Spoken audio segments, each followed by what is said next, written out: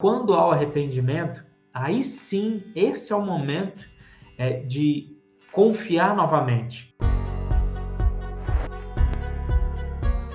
Tem pessoas que eu vejo muito dizer o seguinte: olha, eu me arrependi e o velho homem morreu. Deixa eu falar, o velho homem, o velho ser humano nosso, né, a nossa natureza, quando a gente fala velho homem ou velho ser, a gente está metaforando, está dizendo o velho eu, né?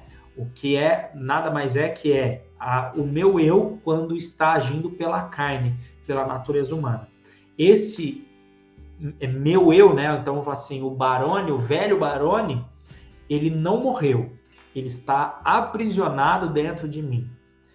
E se eu sair dos caminhos do Senhor e eu não alimentar o meu espírito, o que vai acontecer? A minha carne vai falar mais alto. Então, saibam que a nossa carne luta contra o nosso espírito e o nosso espírito luta contra a nossa carne. Então, quando há o arrependimento, se a pessoa, e no primeiro momento de arrependimento, ainda que genuíno, ela vai mudar, vai se esforçar para mudar o comportamento, mas a natureza humana, ela vai continuar tentando falar e continuar tentando nos arrastar para o pecado. Então, quando há o arrependimento, a primeira coisa que tem que ser conscientizado beleza, eu errei, entendo, me arrependo, agora eu preciso me santificar, eu preciso estar nos caminhos do Senhor. Caso contrário, dificilmente a pessoa consegue manter a mudança. Ela pode conseguir sem estar nos caminhos do Senhor? Pode, mas as chances são muito pequenas, porque o desejo da carne é o pecado, ela anseia pelo pecado, assim como o espírito anseia pela santidade. Então, se houver remorso, a sugestão que eu dou perdoe, mas não escolha continuar convivendo com essa pessoa. Por quê?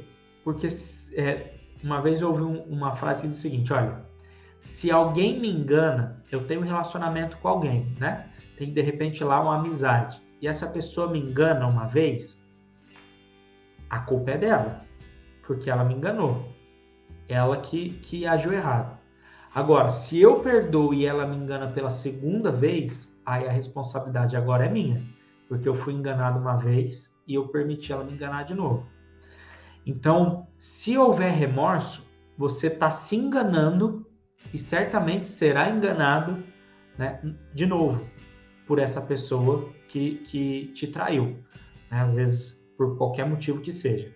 Agora, quando há o arrependimento, aí sim, esse é o momento de confiar novamente. Então, o marido errou com a esposa, né, e aí ele se arrepende. Esse é o momento pelo qual, de fato, vale a pena lutar para dominar sua mente e voltar a confiar de novo, porque foi um erro e houve um arrependimento. Então, como você faz isso? Como você passa a confiar novamente? A primeira coisa é que a gente não consegue confiar em ninguém, principalmente nessa pessoa que nos enganou, e se houve um engano, um determinado engano e aquilo gerar um alto impacto emocional, né? Eu vou dar um outro exemplo. Estou no meu trabalho e eu fui enganado, fui passado para trás numa promoção, eu falei de um projeto e fulano foi lá, alguém que eu confiava muito foi lá e roubou meu projeto, né? E falou que era dele. Se aquilo me gerar um impacto muito forte emocionalmente falando, vai gerar uma programação na minha mente, aonde eu posso criar uma crença que generaliza tudo. Que lembra que eu falei que a nossa mente ela distorce, omite e generaliza? Eu posso passar a acreditar que ninguém é digno de confiança. Logo, isso vai me trazer prejuízo, porque aí eu deixo de acreditar em outras pessoas. Eu vejo isso acontecer agora falando de relacionamento. Alguém que, de repente, num namoro, lá com o primeiro namorado, a primeira namorada, foi enganado, foi traído, foi passado para trás, foi maltratado. E aí essa pessoa, então, separa nesse namoro, nesse noivado, e quando vai se relacionar com outra pessoa, ela cobra essa nova pessoa pelos erros da antiga do antigo relacionamento que ela tinha.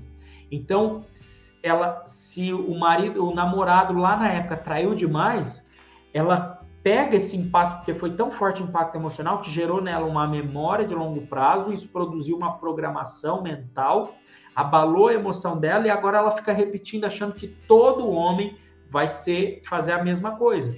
Então ela leva isso para os relacionamentos. Eu já vi pessoas levar para relacionamentos e ela não dá certo num relacionamento por problema de caráter do outro, e aí ela foi tão machucada pela situação que ela passou a se relacionar e não dava mais certo com ninguém. E ela achava que o problema eram os homens que não eram dignos de confiança. Até que ela percebeu que essa programação ela trouxe desse relacionamento, se libertou dela e aí passou a ter um relacionamento saudável.